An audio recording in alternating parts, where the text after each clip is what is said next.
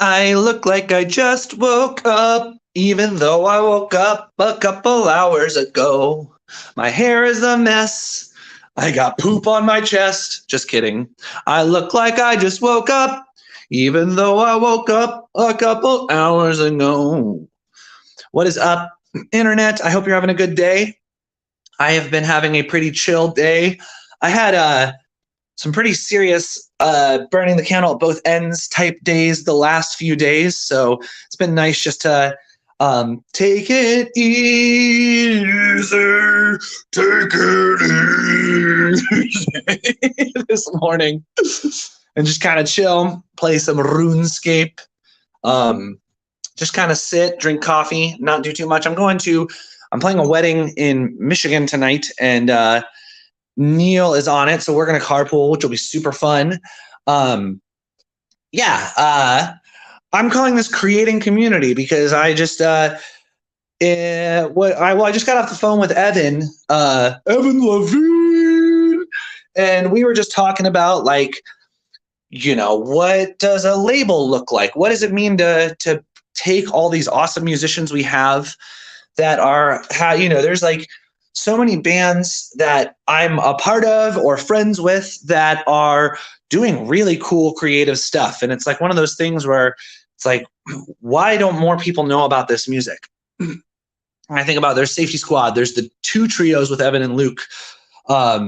Neil's got New Nostalgia, Chano's band Thought Dog, Luke and Kevin and that gang, and Spocket, the Bonzo Squad guys. These are all bands in Chicago that are doing creative original music. That really, I don't think are making enough money doing it. I think I can't speak for all those bands, but I think most of those bands are in a similar boat to where I'm at, where it's like, oh, like that type of stuff. Best case right now seems to break even and usually loses money. And then we go play weddings or teach lessons or do other work to make money. And it's like, what if there's a way, like, is it possible that there's people who like want to know about the original music in Chicago that's like badass musicians? And if there's a way to kind of take this community that's just like people who are my friends and like and officialify it a little bit as a way to help us all out. I don't know if that even makes any sense. I barely know what a label does, but I guess what I'm present to is I'm seeing how much of a community builder I am. Last night I went to the Second City Improv Jam, which I've only been a part of that scene for like 2-ish months now, and I'm already like a core player in that. I'm already somebody like I walk in and people are excited to see me. And then I went to a live one to see Bonzo. The same thing. I walk in and people are excited to see me. I see how when I do what comes naturally, I build community. When I'm just being myself, I end up in situations where I am creative and I'm with creatives and we're creating. And I am just, you know me, I'm always thinking of ways to make it better. And I'm always thinking of new things to try and just speculating on what that could look like. And could that be something that could help all of us? Maybe every band involved there. And even like thinking about my actor friends, like everybody has like between 10 and 200 like fans of the music. And if there's a way to take all those fans, say, hey, like if you like Safety Squad, check out New Nostalgia. If you like New Nostalgia, check out Spocket. If you like the Pocket Chef Trio, check out Bonzo Squad. And kind of get these bands that are all not playing the same music, but playing engaging original music that I think there's a Chicago sound, and say, hey, we're all making this together, and like kind of pool all of us together to build something bigger. That would be pretty cool. Some ideas that come to mind are like a monthly meetup where we discuss strategy and we figure out how we all grow our fan bases together, or a monthly music workshop meetup, putting on a festival with the label name. These are just some ideas that have come to mind. I'm just like present to how creating community is really powerful, and having people who have diverse sets of skills all come together to make something bigger than any one of them individually could make is like a really powerful, beautiful thing. And I want to facilitate that. And I was telling somebody last night, I think I was telling Cal, shout out to my friend, amazing person, teacher, inspirer Cal, that what was I saying? Wow, I got lost on talking up Cal. I don't remember what I was saying. We were talking about being a part of something bigger than yourself and creating community. I don't remember what I was going to say, but yeah, I don't want to release music to no one, and I don't want my friends to release music to no one. And a lot of my friends seem to be dark. I was really dark yesterday. I will say this. I'm glad I was angry on my stream yesterday. I'm glad I got it out and said it a whole bunch. Because then I got home and I actually sat down and was like, yeah, I'm actually a lot further along than I felt like I was while I was running.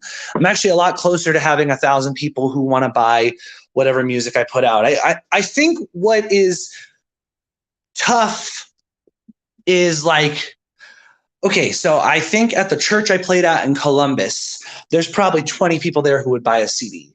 And at the other church I played in Columbus, there's 20 people there who would buy a CD. And of the people who used to see me regularly at Dick's Den in Columbus, there's probably 40 or 50 people there who would buy a CD.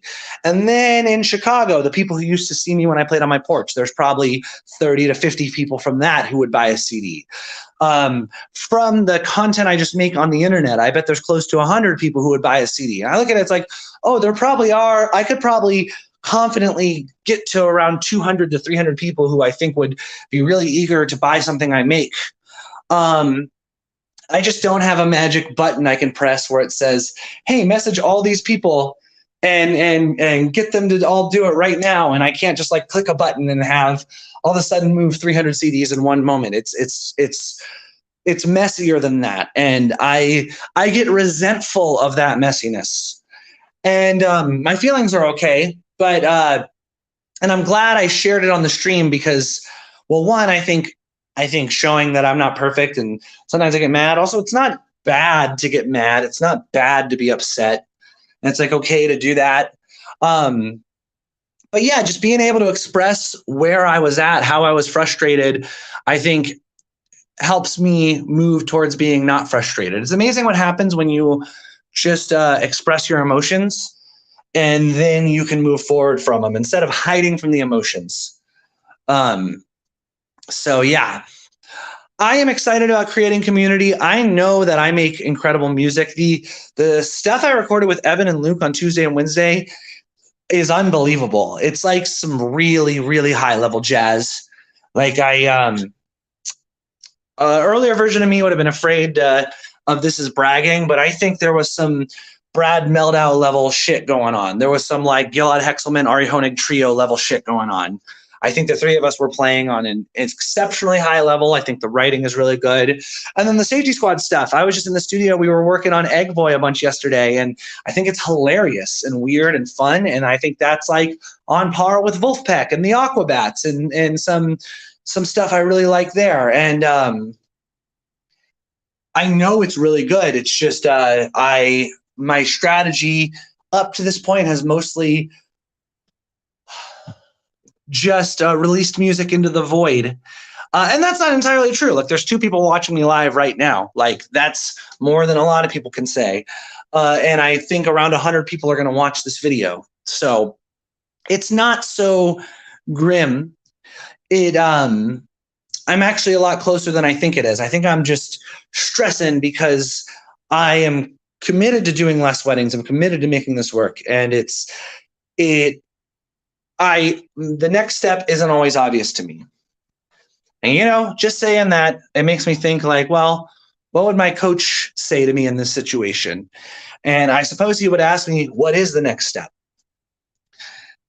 So what comes to mind for the next step? Well, first of all, I got a show next Wednesday. So telling people about the show next Wednesday. So you 2 watching right now, I have a show next Wednesday. Come to the show. Tell your friends. If you're not in Chicago and you love what I'm doing, Evan, yes, that is. I would agree with that. I would even take out the I think to make it even more powerful. Seven Aveen said, I think we are at a point where our ability to create content matches our taste. I would just say, take out the I think. We are at a point where our ability to create matches our taste. And it's not douchey to say that. I'm 31 fucking years old. I've been doing this a long time. Like, I'm good and Evan's good. And oh my gosh, like, I'll just shout out Evan real quick. I know that over the past 2 years of playing with Evan more and more and more, his strengths have strengthened me, and I know my strengths have strengthened him. We are, and I've gotten so much better from playing with Evan, and yeah, it's like we can play stuff that like really moves people and does what music is supposed to do, which is create space to evoke emotions that otherwise might not be evoked just with the banalities of day-to-day life. So knowing that, let's like, okay, I'm going to go with the RuneScape stuff here. If we're like level 92 music ability, which RuneScape, the cap is 99, and every 7 levels the experience doubles. So 92 to 99 is like halfway there. Maybe we're like only level like 30 or 40 marketing, and we just got to like shed some marketing skills, because even if we bring that up to level 70 or level 80, it's going to impact that greatly. You know, something I heard years ago that really stuck with me was skills are multiplicative, where if you have one skill, that's great. But if you have 2 skills, it's actually like exponentially better. And 3 skills is exponentially better. And so like, for example, for what I do, it's like 7 years ago, I could play piano really well. That was the skill I had. And then I started to learn to edit videos. And now I have 2 skills, playing piano and editing videos. And I've been learning to sing. That's a 3rd skill. Learning to run advertisements is a 4th skill. Learning to create narratives through video. Learning stand-up comedy is another skill. And, you know, a great piano player is awesome, but a great piano player who can tell jokes is even better. And a great piano player who can tell jokes and sing is even better. And a great piano player who can tell jokes and sing and compose and lead a band and book gigs and manage a tour, or have the leadership skills to find somebody to manage a tour is even better. So yeah, I am.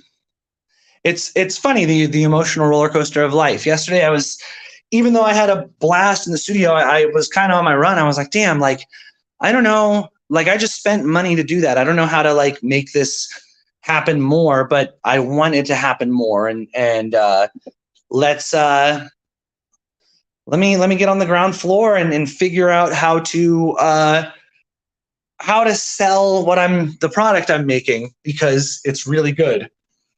And if I can sell it, I can make more of it.